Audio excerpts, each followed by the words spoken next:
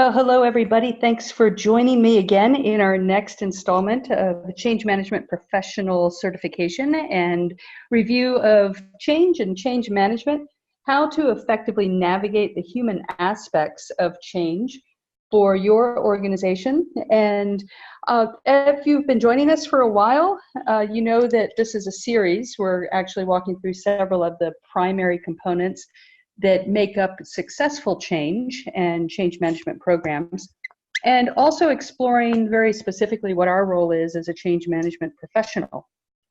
My name's Diana Willis, and I'm the founder and CEO of the Pendolino Group. Super excited to be with you on this journey and looking forward to diving in. So let's go ahead and jump right on in and take a look at what we're focused on for today. As you know, as part of our series here and our certification around the human aspects of change and change management, we have 10 segments that we're looking at. We started out taking a look at addressing the human side of change systematically, very similar to how we manage change in an implementation project, for example, on a system. They're very systematic structural things that we do, and we can actually manage the human aspects of change in a very methodical way as well. In fact, it's critical that we do that. We explored starting at the top, what that means, how that looks, and what our role is as a change management professional to empower the leaders in our organization, and then certain aspects, tools, and tips that we dug into with regards to involving every layer, how we can go about doing that, and of course, in our last session, making the formal case for change, so why change, and making a very specific, precise, quantitative, and qualitative case for change. So as we look forward, what will be coming up next is that we'll be diving into the communication, how to communicate the message, assessing the cultural landscape, and really navigating, preparing for the unexpected, which always happens. And so we should expect the unexpected. And then, of course, connecting with the individual. For today, our focus is on creating ownership. And so this is where we're going to dive in for this component, the aspects of creating ownership.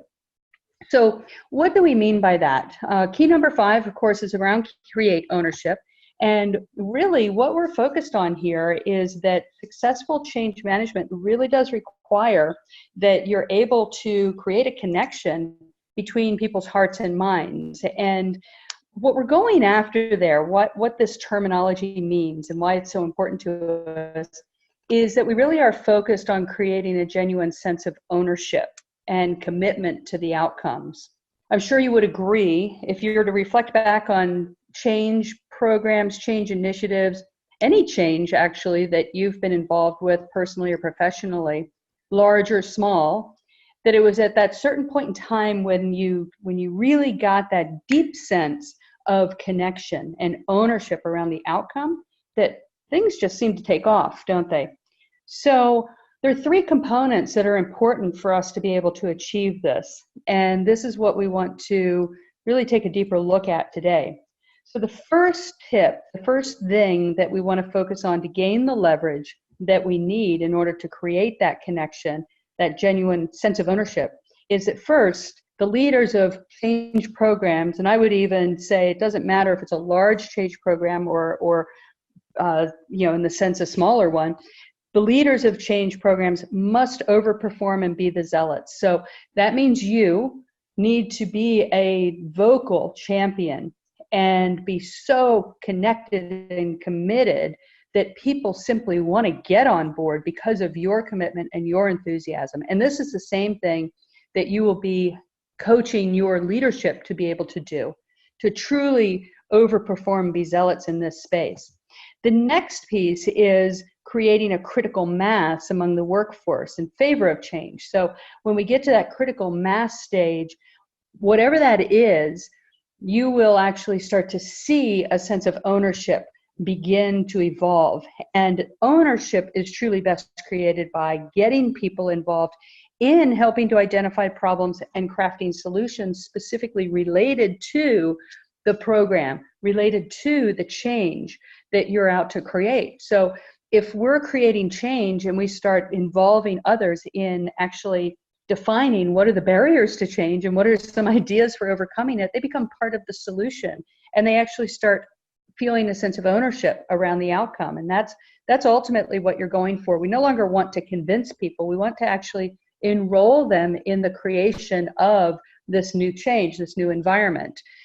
So if you're working with a business process management program, a BPM program, if you're working with process design or process redesign, if you're introducing a new human resources program, if you are implementing a new system which changes the way people work on the IT side, for example, if you're part of finance and you're introducing new tools for budgeting, all of these represent change, and you want to get people involved in actually creating the solution. Now, that does not mean that you have people just randomly suggesting how it ought to be. No, what that really means is that you've crafted the vision. Remember our prior sessions. So you've crafted the vision and you've started communicating it, and you've painted the picture, you've painted the case for change. And now your question is to people, what are the things that we can do, i.e. them and you, can do in order to actually make this change a reality? So this is where we're engaging people in their natural creativity and solution orientation and innovation. So let's dive a little bit deeper into each one of these. If you're familiar with our sessions, we usually run about 20 to 30 minutes on the outside for each of these sessions. So let's jump right on in and take a look at what we've got here. So as it relates to leaders of large change programs and the fact that we need, as leaders ourselves and as the other leaders, the organization leaders that we're empowering, that all of us must overperform and be the zealots. So let's dig in a little bit more. What does that look like? All right. So what I'd like you to do is just kind of think about the last time you went through a change at work. So this may have been a new program that was introduced that changed the way you did your job. This might have been the introduction of some automation, for example, that took over a piece of work that you had previously been doing. This might have been a new program that was introduced to your organization. So just think about the last time you went through a change at work and ask yourself these questions. Did you feel as if you were a part of the change? So this is not a project or a program or a process, something you were leading. You were actually being acted upon. The question is, did you feel that you were part of the change or completely left behind? And so we want to really put ourselves into that situation and imagine what was that like. And if you felt you were part of the change, that's great. There was something going on there where you were being pulled in as part of the solution, okay? Or if you felt you were being completely left behind, that's also great, because what that is it's an opportunity for us to look at what were some of the things that might have been missing or could have been done differently. And if you were being left behind or felt left behind, the odds are was that you were experiencing quite a bit of resistance to the change or confusion, okay? Not sure what that change actually would mean for you personally in your role, okay? So it's very common for employees to feel neglected or uninvolved. It's not an unusual experience. Even when we are actively reaching out to involve people in the change, it's not uncommon that people may feel neglected or uninvolved. And it's important to be listening for those, because it turns out that when we have disengaged employees at any degree, that actually causes a lot of distraction, and it makes change a lot more difficult, okay? And so as a result, we want to be listening for and spotting where we may have individuals that are disengaged and be digging in a little bit deeper to find out what's going on for them. For example, they may be at a point in their career where they're seeing this change happen, and maybe it'll affect them, maybe it won't affect them directly, but they're seeing change happen, and they might be at a point in their career where they're actually contemplating maybe it's time to retire, maybe it's time to take on something new. And so from that standpoint, they're disengaging. And guess what? I mean, that has nothing to do specifically with your change initiative. What that has to do with is the broader context. So as change managers, change management managers, it's really important for us to be listening for those things and to pay attention, to get in and dig in a little bit in each one of those cases that we spot. Because even in a scenario like that, an individual who decides, things are continuing to change, I'm later in my career, I'm actually going to go ahead and, maybe I should think about retiring. So they start to energetically disengage. Even with that, that can slow down change. And there's nothing that is wrong with that. However, it's an important element so that you can bring it out to the surface so that other employees who see what's going on don't misinterpret their disengagement, right? So you get the point. I mean, these are the human aspects of change management, and they're really good juicy parts to kind of explore and get in there and really start to navigate through, and quite dynamic and and fun. So from that standpoint, the role of the leader is this. So the role of the leader is very specifically is going to be bringing the team together, and define team as broad as the organization is. Ultimately, it's the role of the leader in change management to bring the team together, to get aligned around the vision, and to enroll them, and to keep enrolling people in the new vision. So let's go back and think about the individual, the disengaged individual we were just talking about, who has decided that maybe now's the time for them to contemplate retirement. Again, nothing to do with the change, but it just happens to be coincidental and is feeding their thought that, maybe it's time. The environment is moving on beyond where they want to go at the moment. And so, having that kind of conversation and enrolling that individual in the change, they could actually become a champion for you, right? They could also help provide some messaging to the rest of the organization that, hey, they endorse what's happening. And despite, with their own decision, it has nothing to do with the change. Is that, kind of get the sense of that, right? Now, enrolling and re-enrolling the team in the new vision, part of your role as a leader is also to make going back not an option. Okay, so this is where you are standing firmly in that new vision, and that going backward to the old way of doing things is simply not an option. All right, so you're going to carry that message forward. Now, the next thing is that you want to make sure as a leader that you're providing the resources necessary to the team to be successful. And that is often time and money. Now, I do want to point out something here, something that I call marketing on a penny. Okay, and what that is that resources are not necessarily always money. All right, so we're going to decouple that, because sometimes resources are the time to allow for creativity.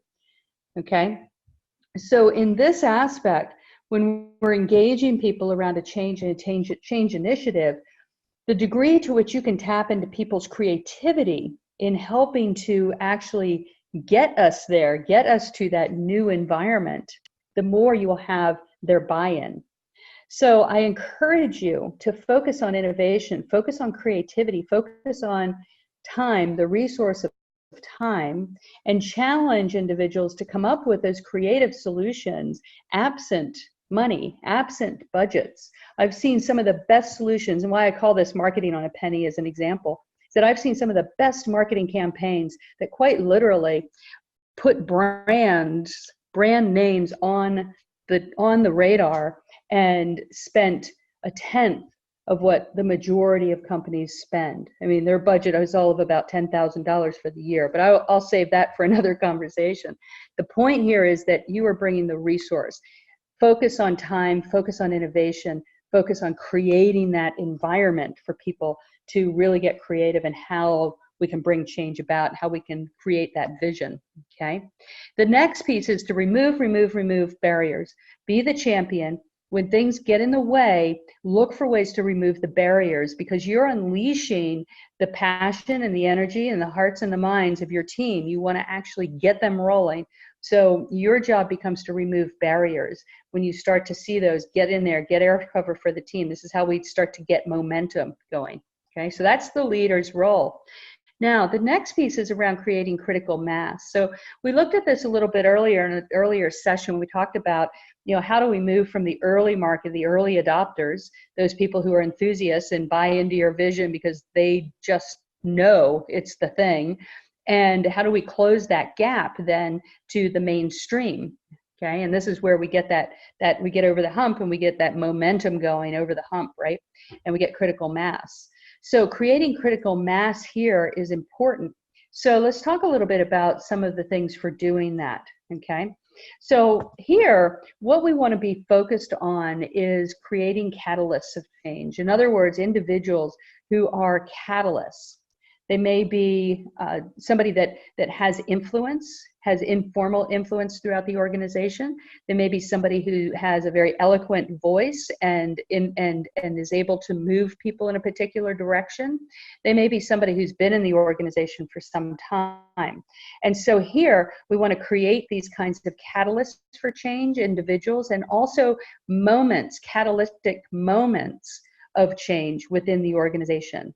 And so these are the things you're looking for: major milestones, major wins, progress made, and also individuals who become leverage opportunities, leverage points for us. That is going to help us close this gap here and help us get to the critical mass, okay?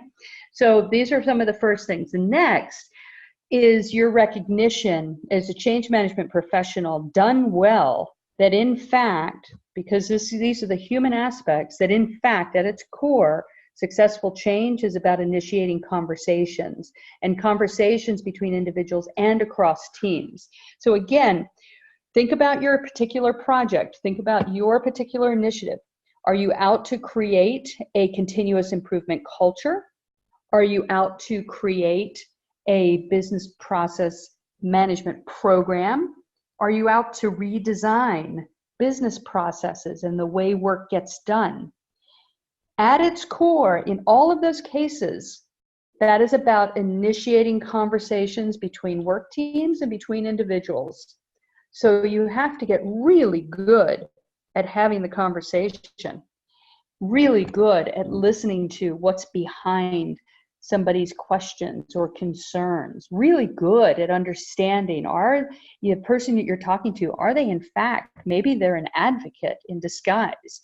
So you want to be listening for that, having those conversations and facilitating those. So we'll do a deep dive around conversations, critical conversations, a little bit later on. I want you to really focus in here and embrace that your role as a change management professional is about initiating conversations. Now, the next piece is to make things sustainable. So you have to get to that tipping point, if you will, or that critical mass point.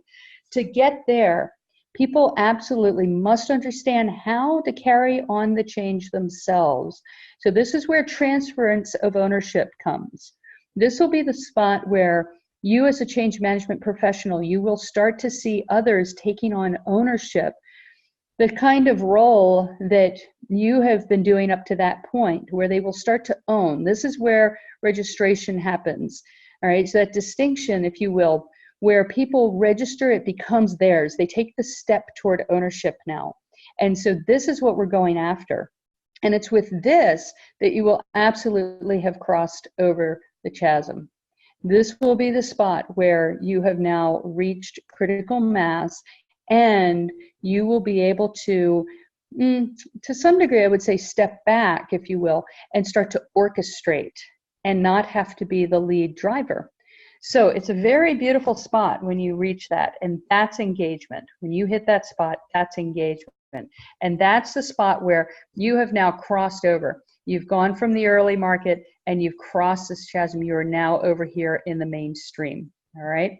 Now engagement has happened.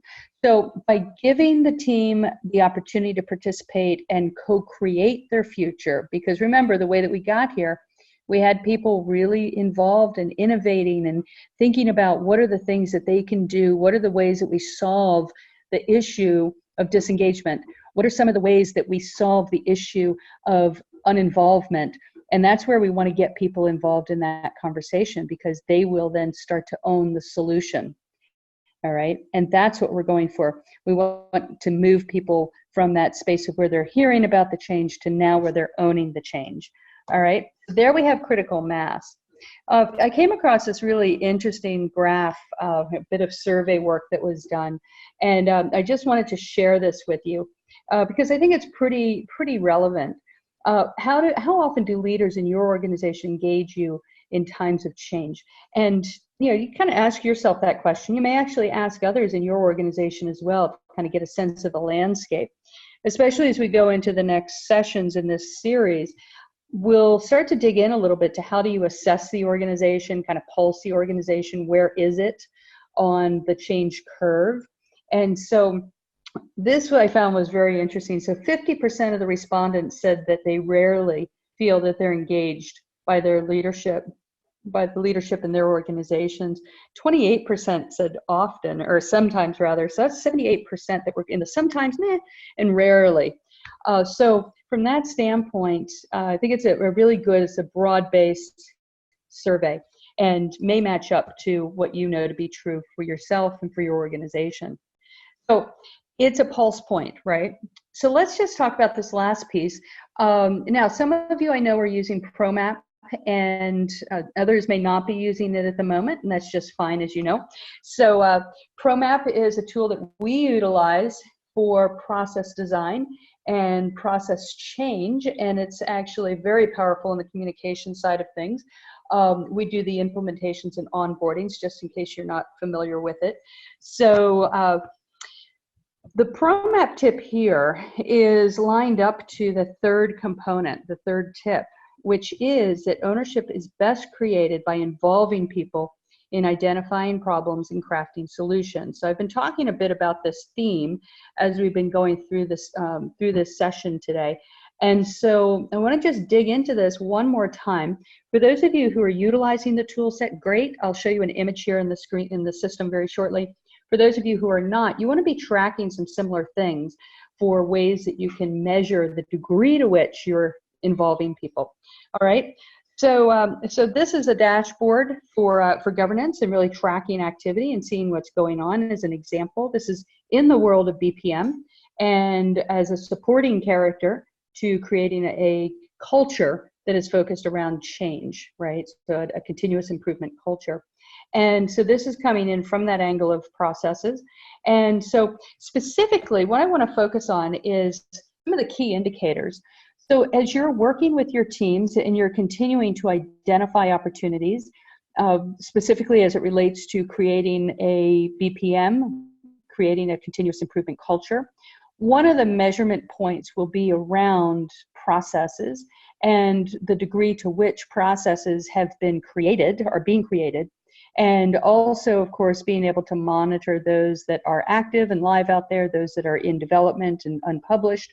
So being able to monitor that and actually making this very visible, it'll start to create a pull in your organization.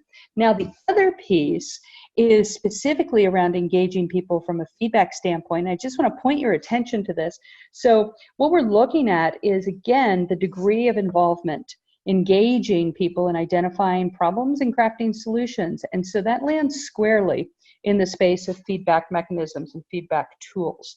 And so that is one aspect that we emphasize quite heavily as we look at leveraging technology to help us create change and create a successful change, if you will, in designing and evolving to a continuous improvement culture.